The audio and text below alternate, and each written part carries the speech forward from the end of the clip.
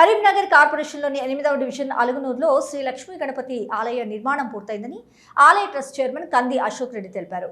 త్వరితగతిన ఆలయ నిర్మాణం పూర్తి చేసిన మేస్త్రీలను ట్రస్ట్ సభ్యులు సాల్వా కప్పి ఘనంగా సన్మానించారు. ఈ సందర్భంగా ఆలయ ట్రస్ట్ చైర్మన్ కంది అశోక్ రెడ్డి మాట్లాడారు. నవంబర్ 8వ తేదీన శ్రీ లక్ష్మీ గణపతి స్థిర విగ్రహ ప్రతిష్టాపన కార్యక్రమాన్ని నిర్వహిస్తున్నట్లు ఆయన తెలిపారు. 20 సంవత్సరాల క్రితం శ్రీ లక్ష్మీ గణపతి ఆలయం ఏర్పడిందని వివరించారు. దాతల సహకారంతో ఆలయ అభివృద్ధి చేస్తున్నామని, ఇప్పటికే 30 లక్షల రూపాయలు సమకూర్చామని, మరికొంతమంది దాతలు ముందుకొస్తే ఆలయ అభివృద్ధి పూర్తవుతుందని అన్నారు. దాతలు ఎవరైనా విరాళం ఇచ్చేందుకు ముందుకు రావాలని కోరారు. ఆలయ నిర్మాణం త్వరితగతిన పూర్తి చేసిన మేస్త్రి జ్ఞానగుర్లను సన్మానించారు. ఆలయ ట్రస్ట్ బాధ్యులు కంది అశోక్ రెడ్డి, సింగిరెడ్డి స్వామిరెడ్డి, కంది లక్ష్మీనారాయణ రెడ్డి, కంది రామచంద్రారెడ్డి, సింగిరెడ్డి స్వామిరెడ్డి, జాపా రవీంద్రరెడ్డి, కంది శ్యామ్ సుందర్ రెడ్డి, కొమ్మ నర్సయ్య, పొనగాని మహేష్, సింగిరెడ్డి జీవన్ రెడ్డి, రేషవేణి అవినాష్ తదితరులు ఉన్నారు.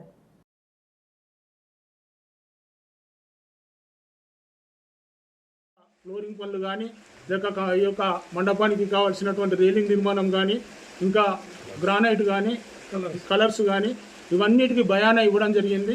మరి మనం అందరం కూడా ఈ విరాళాలు తొందరగా ఇస్తే 6, 7, 8వ తారీఖున 8వ తారీఖు నాడ ఉదయం రోజున 8 గంటలకు విగ్రహ ప్రతిష్టాపన కార్యక్రమం ఉంటుంది. తర్వాత ధ్వజ స్తంభ కార్యక్రమం ఉంటుంది. తర్వాత నవగ్రహాల ప్రతిష్టాపన కార్యక్రమం ఉంటుంది. తర్వాత ఆ రోజు సంకష్టహర చతుర్దశి, వినాయకునికి ఇష్టమైనటువంటి బుధవారం రోజున విగ్రహ ప్రతిష్ట చేయడం అనేది చాలా అభినందనీయం. ఇది తెలంగాణలో ఒక కాణిపాకంగా మన అలుగునూరు యొక్క గ్రామ ప్రజల యొక్క ఆయురారోగ్యాలు మరియు సమస్త తెలంగాణ ప్రజల యొక్క ఆయురారోగ్యాలు. ఈ యొక్క గణపతి యొక్క ముఖ్య విశిష్టత ఏమైందంటే, మేము చాలామంది ఇక్కడ కొంతమంది కోరికలు కోరుకున్నారు.